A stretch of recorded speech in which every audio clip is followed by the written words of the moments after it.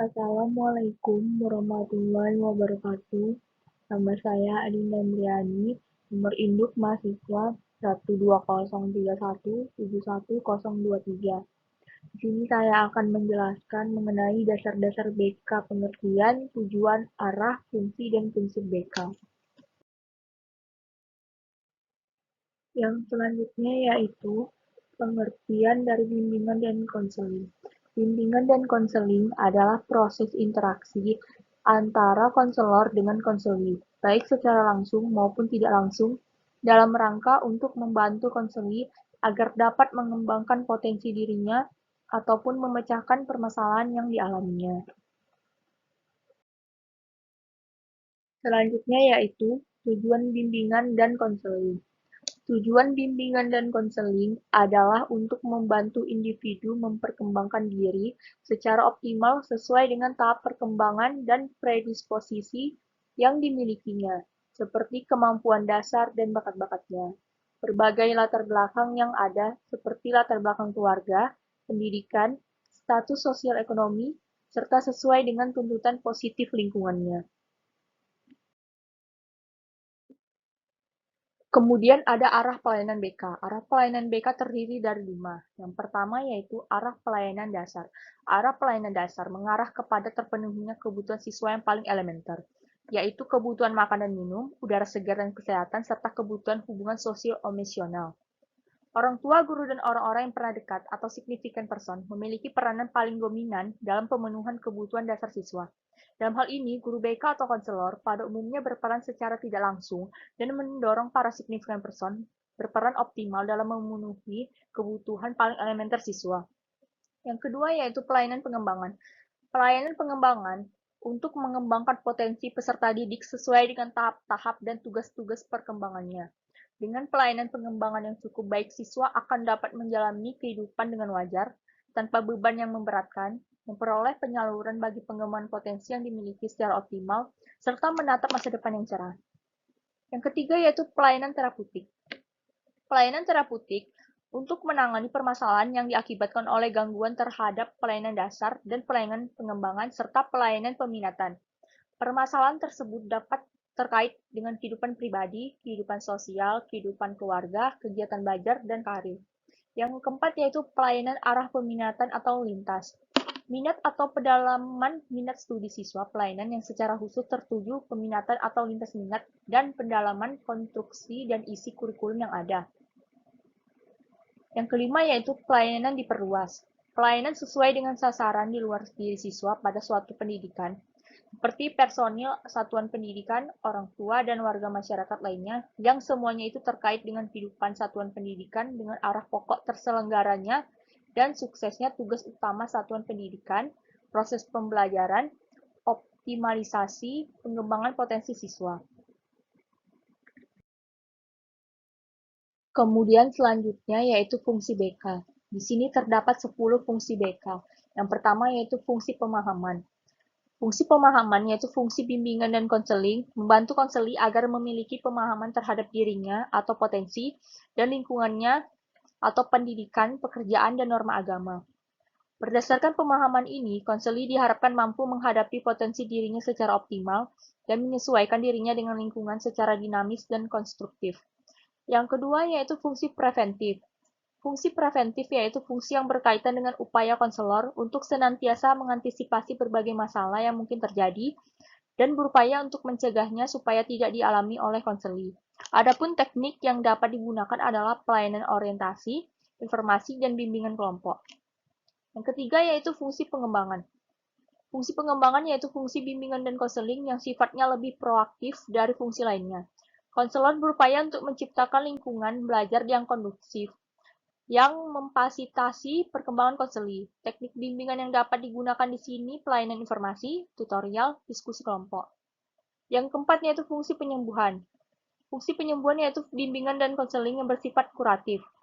Fungsi ini sangat berkaitan dengan pemberian kepada konseli yang telah mengalami masalah, baik menyangkut aspek pribadi, sosial, belajar, maupun karir.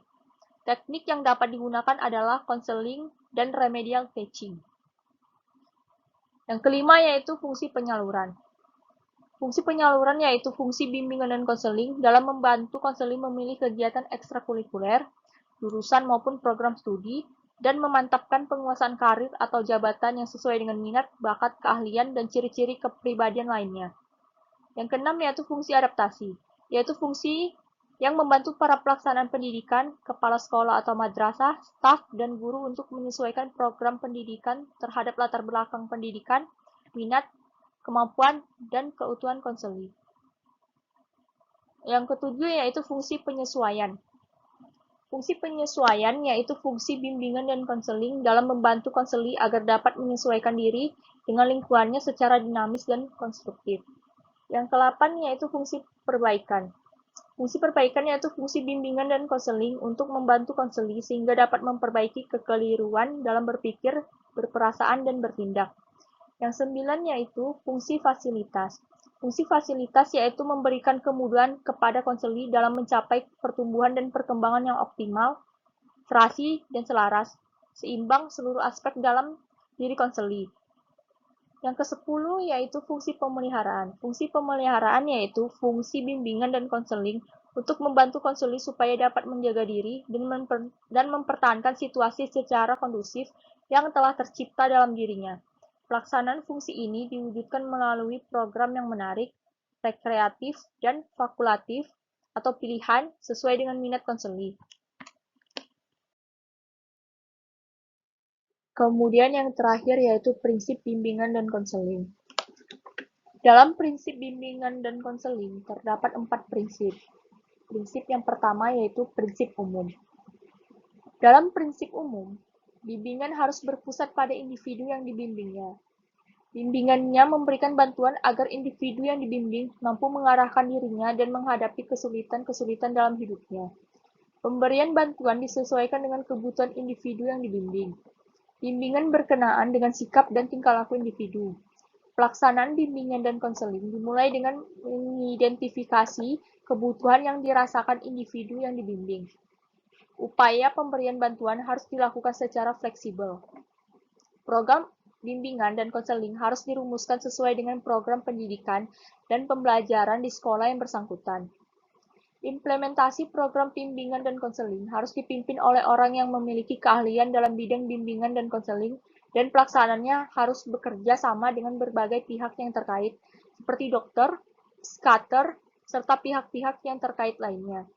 Untuk mengetahui hasil yang diperoleh dari upaya pelayanan bimbingan dan konseling, harus diadakan penilaian atau ekuivalensi secara teratur dan berkesinambungan. Prinsip yang kedua yaitu prinsip-prinsip khusus yang berhubungan dengan siswa. Dalam prinsip ini, pelayanan BK harus diberikan kepada semua siswa. Harus ada prioritas pelayanan bimbingan dan konseling kepada individu atau siswa. Program pemberian bimbingan dan konseling harus berpusat pada siswa. Pelayanan dan bimbingan konseling di sekolah dan madrasah harus dapat memenuhi kebutuhan-kebutuhan individu yang bersangkutan, beragam dan luas. Keputusan akhir dalam proses BK dibentuk oleh siswa sendiri. Siswa yang telah memperoleh bimbingan harus secara berangsur-angsur dapat menolong dirinya sendiri. Prinsip yang ketiga yaitu prinsip khusus yang berhubungan dengan pembimbing. Dalam prinsip ini, konselor harus melakukan tugas sesuai dengan kemampuannya masing-masing. Konselor di sekolah dipilih atas dasar kualifikasi kepribadian, pendidikan, pengalaman, dan kemampuan.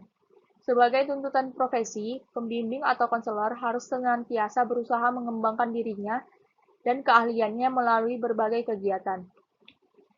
Konselor hendaknya selalu mempergunakan berbagai informasi yang tersedia tentang siswa yang dibimbing beserta lingkungannya sebagai bahan yang membantu individu yang bersangkutan ke arah penyesuaian diri lebih baik. Konselor harus menghormati, menjaga kerahasiaan informasi tentang siswa dan bimbingannya. Konselor harus melaksanakan tugasnya, hendaknya mempergunakan berbagai metode yang sama. Prinsip yang keempat yaitu prinsip yang berhubungan dengan organisasi dan administrasi atau manajemen pelayanan bimbingan konseling. Dalam prinsip ini, bimbingan dan konseling harus dilaksanakan secara sistematis dan berkelanjutan. Pelaksanaan bimbingan dan konseling ada di kartu pribadi atau kumulatif record bagi setiap siswa. Program pelayanan bimbingan dan konseling harus disusun sesuai kebutuhan sekolah atau madrasah yang bersangkutan. Bimbingan dan konseling dilaksanakan dalam setiap individu atau kelompok sesuai dengan masalah yang dipergunakan dalam memecahkan masalah yang terkait.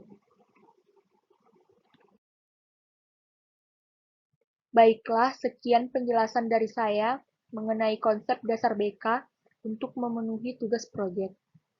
Kepada dosen pembimbing, Ibu Rina Suryani, SPD MPD, saya mohon maaf jika ada kesalahan dalam pengucapan kata. Terima kasih dan wabillahi taufiq wal hidayah. Assalamualaikum warahmatullahi wabarakatuh.